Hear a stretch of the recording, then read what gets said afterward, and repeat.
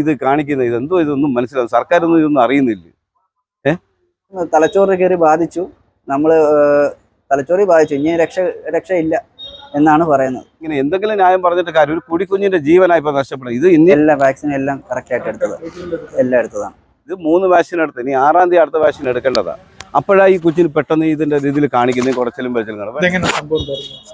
സംഭവം കുഞ്ഞ് അയലിലൊരു വീട് പണി നടന്നുകൊണ്ടിരിക്കുന്നത്. തൊട്ടപ്പുറത്ത് തന്നെ ഒരു ചെറിയൊരു ഡിസ്റ്റൻസ് ഉള്ളൂ, 10 മീറ്റർ ഡിസ്റ്റൻസേ ഉള്ളൂ. ആ വീട് പണിഞ്ഞുകൊണ്ടിരിക്കുക തന്നെ അതിന് ഇച്ചിരി വെള്ളം അപ്പുറത്തെ മേശിരിമാർക്ക് കൊണ്ട് കൊടുക്കാൻ വേണ്ടി പോയതാണ്. പോയിട്ട് തിരിച്ചു വരുന്ന വഴിക്കാണ് കുഞ്ഞിനെ കയറി പട്ടി കടിക്കുന്നത്. ഈ കൈമുട്ടിന് തൊട്ട് മേളിലോട്ടാണ് പട്ടി കടിക്കുന്നത്.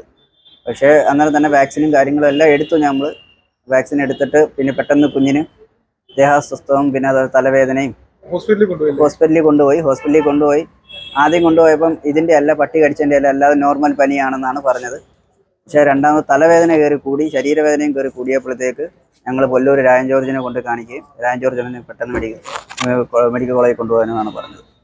പക്ഷേ മെഡിക്കൽ കോളേജിൽ കൊണ്ട് ആദ്യം നോർമലായിട്ടൊക്കെ ഇന്നലെ വൈകിട്ട് വരെ നോർമലായിട്ടിരുന്ന കുഞ്ഞാണ് പെട്ടെന്ന് വയലൻ്റ് ആവുകയും പെട്ടെന്ന് അങ്ങ് നോർമലാവുകയും അങ്ങനെയാണ്. ആദ്യമൊക്കെ കൂവലായിരുന്നു, ഇപ്പം വായിൽ നിന്ന് ഒരേം പതയൊക്കെ വരുന്നെന്ന് പറയുന്നു. കുറച്ച് വലുതായിട്ട് അറിയത്തില്ല. മെഡിക്കൽ കോളേജിലാണ്. ഹോസ്പിറ്റലിൽ കൊണ്ടുപോയി 3 ദിവസമായി. അതിന് വീട്ടിലുണ്ടായിരുന്നു.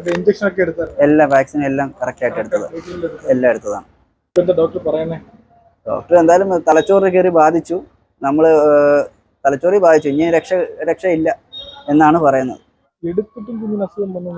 അത് നമുക്ക് ഒരു കിട്ടുന്നില്ല. പട്ടി അടിച്ചു വാക്സിൻ എടുക്കുന്നതുകൊണ്ട് കുറച്ച് കഴിയുമ്പോൾ മാറുന്നതുകൊണ്ട് ചെയ്തു. ഇത് 3 വാക്സിൻ എടുത്ത് ഇനി 6-ാം തീയതി അടുത്ത വാക്സിൻ എടുക്കേണ്ടതാണ്.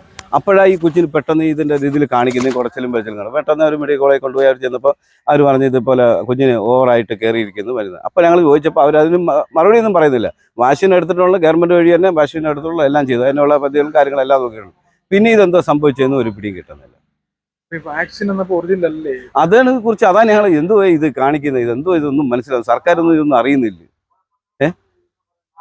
ഇതിപ്പം സർക്കാർ ഇത് പറഞ്ഞിട്ട് വരുമ്പോൾ നാളെ അതല്ല അങ്ങനെ എന്തെങ്കിലും ന്യായം പറഞ്ഞിട്ട് കാര്യം. ഒരു കുടിക്കുഞ്ഞിന്റെ ജീവനായി ഇപ്പൊ നഷ്ടപ്പെടുന്നത്. ഇത് ഇനി എൻ്റെ ഒരു ബന്ധപ്പെട്ട ഒരു കുഞ്ഞും കൂടിയാണ്. ഇനി അടുത്ത കുഞ്ഞുങ്ങൾക്ക് ഇത് സംഭവിക്കാതിരിക്കാൻ വേണ്ടി എന്തെങ്കിലും ഇത് ചെയ്തേ പറ്റും. കാരണം പട്ടി കടിച്ചാൽ കുഞ്ഞുങ്ങൾ മരിച്ചു പോകാന്ന് പറയുമെങ്കിൽ അതിനുള്ള വാക്സിൻ എന്താണ് സംഭവം? തെരുനായ കടിച്ചു. മറ്റുള്ള പട്ടികൾ കൂട്ടത്തിലുള്ള പട്ടികൾ ഇഷ്ടം പോലെ പെരുകി കിടപ്പുണ്ട്. ആ പട്ടികൾ ഇപ്പോഴും ഇവിടെ കിടപ്പുണ്ട്. അടുത്ത നാളെ എന്നും മറ്റന്നാളെ ഏത് കുഞ്ഞിനാ കടിക്കുന്നതെന്ന് അറിയത്തില്ല. ഒന്നും ഇപ്പൊ ചെയ്യത്തില്ല. ഇപ്പൊ പട്ടി ഒരുപാടായി കിടക്കുന്നു. എല്ലാ പട്ടികളെയും ഇനിയും പിടിക്കണ്ടേ? അപ്പൊ അതിന് നമ്മളിപ്പോ എന്ത് ചെയ്യാൻ പറ്റും? പട്ടികളെ എങ്ങനെയാ പറഞ്ഞാൽ നമ്മൾ പിടിച്ച് നമ്മൾ എന്തെങ്കിലും ചെയ്യാൻ പറ്റുമോ? ആ കൂട്ടത്തിൽ പട്ടി ഇവിടെ കിടപ്പുണ്ട്. സർക്കാർ എന്തെങ്കിലും ഇടപെട്ട് അതിന്റെ വേണ്ട രീതിയിലുള്ള ഓരോ ഏരിയയിൽ അതിന്റെ വേണ്ട ചെയ്താൽ മതി. പട്ടികളെ കുറിച്ച് ശല്യം ചെയ്യുന്നത്, ആ പട്ടിയെ ഉപദ്രവിക്കുക, അതിനെ മാറ്റി ഒഴിവാക്കുക, എന്തെങ്കിലുമൊക്കെ ചെയ്യാം. അല്ല എന്നും